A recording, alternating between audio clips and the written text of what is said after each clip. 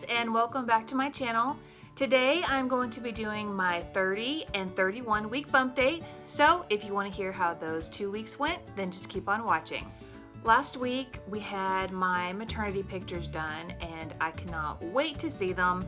Our photographer usually takes about 2-ish weeks to get our pictures back, so it probably won't be done for at least another week, but I'm so excited because I think they turned out really good. I really am having just the same old symptoms that I have had for the past several weeks.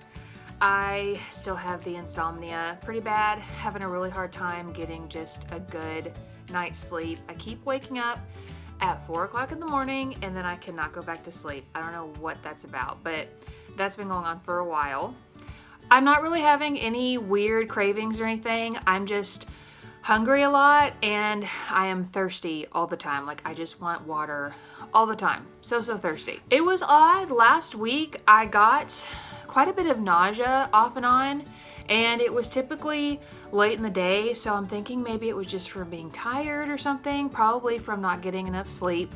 But I was getting a little bit of extra nausea, so I just popped one of my Preggy Pop drops and went on my way, and that seemed to help kind of get rid of it. Indigestion has definitely started to make itself known here recently.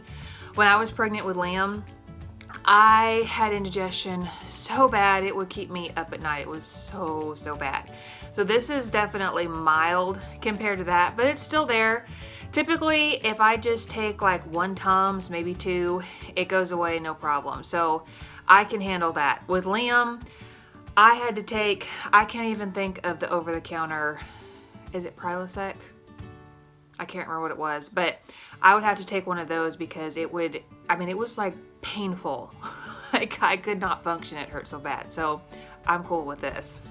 I know I say this every week, but this week I mean it. I feel so huge. I am definitely starting to get just plain uncomfortable. Like just, I'm uncomfortable. Round ligament pain is definitely kicked it up a notch the past week, and it is just, it's uncomfortable. It's very uncomfortable. I have a hard time just sitting for a long period of time. Not even a long period of time, just sitting, like sitting on the ground, bending over, trying to carry things. Just overall, I'm definitely feeling the limitations of my giant belly and just being bigger. Okay, so if you have been keeping up with my updates, you know that I have been talking about a accreta that the doctors think that I have, and also having to have a scheduled C-section, having to have a scheduled C-section early, and possibly having to have a hysterectomy. I'm not going to get into all the details because it takes a long time to talk about, so go back to the old updates to watch that. But I had a prenatal appointment with my new regular doctor last week, and she was actually extremely optimistic and excited about the possibility of me being able to go a little bit longer, meaning maybe get to go to 36 weeks. I don't have a previa with my placenta, which is really good news. A previa is where your placenta actually covers your cervix, so that is one of the factors that leads to more bleeding and such, especially during labor and everything. So not having a previa but having an accreta, that's like the best of the worst. So not having both is really good, and that just gives me less risk for a lot of things. So because of that, she feels confident letting me go a little bit longer because I'm at a little bit less of a risk to have a lot of bleeding. So that's really good news, because having to have Lucy at 34 weeks was seriously stressing, being my husband out. Also at that doctor's appointment, which is totally random, but my blood pressure was really low.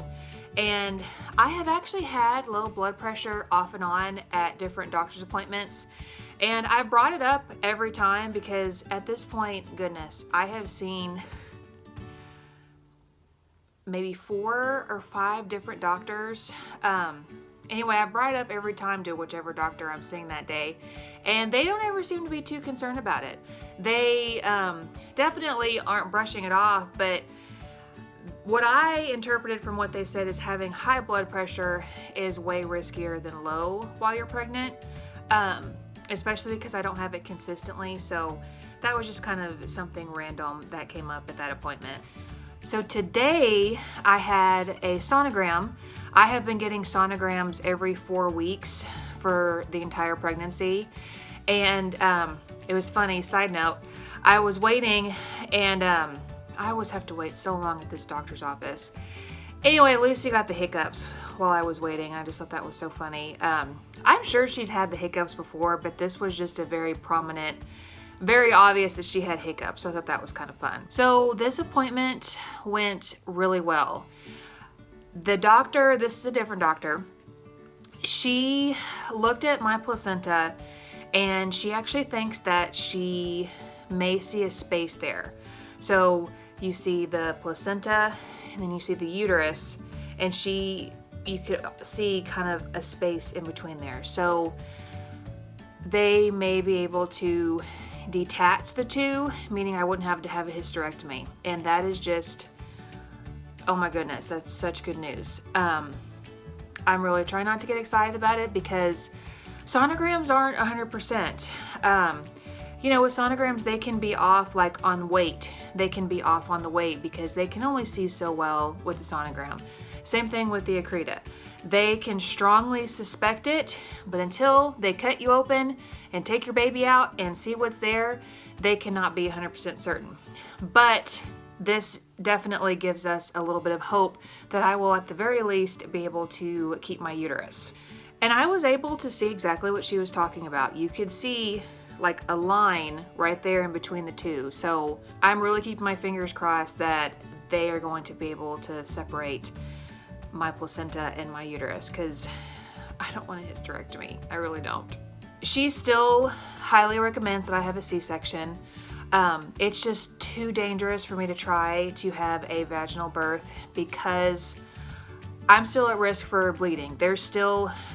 We have a lot of factors in our favor at this point, which is such good news, but they are still wanting to take all the appropriate actions to prevent me dying, me bleeding out, because that is the biggest risk with an accreta. It's not anything to the baby, it's all to the mom. So me trying to go into labor and all that kind of stuff is still extremely dangerous because they still suspect that I have the accreta.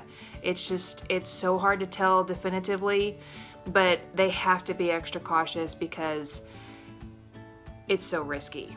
She did say that based on what she saw at today's sonogram, that she sees no reason why I could not go to 37, 38 weeks, which is amazing. That is just, that's awesome, because we went from thinking we were going to have her at 34 weeks to possibly 37, 38 weeks. That is huge, especially in the development of a little baby. I mean, that could be a couple of pounds of fat, just brain development, lungs, everything. That's huge. And so we are really hoping that I can go to 37, 38 weeks because that's considered term. So it would be very unlikely that she would need a NICU stay. And so even if I do have to have a hysterectomy, being able to go longer, I take that as a win. So yeah, for the first time in several doctor's appointments, I actually felt good coming out of it. Again, I don't want to get too excited because this is a lot of stuff going on. I don't want to get my hopes up. Baby Lucy is measuring gigantic. She was 4 pounds and 10 ounces, and she is in the 82nd percentile. So that makes me feel so much better because we know that regardless, she's going to be early. So her having that little bit of extra weight, that's awesome because then she'll just be that much more ahead of the game. I was really hoping that when I had her, she would be at least 5 pounds or so, just because the bigger they are, the more fat they have. It helps them to regulate their body temperature, which just helps with a lot of stuff. So at this point, I'm confident that she will be a decent sized little baby when she's born. Here is the belly.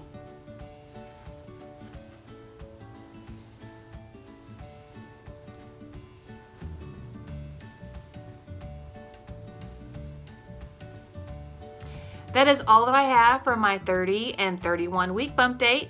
If you like this video, please make sure to give it a thumbs up and subscribe to my channel below. I will see you on the next one. Bye.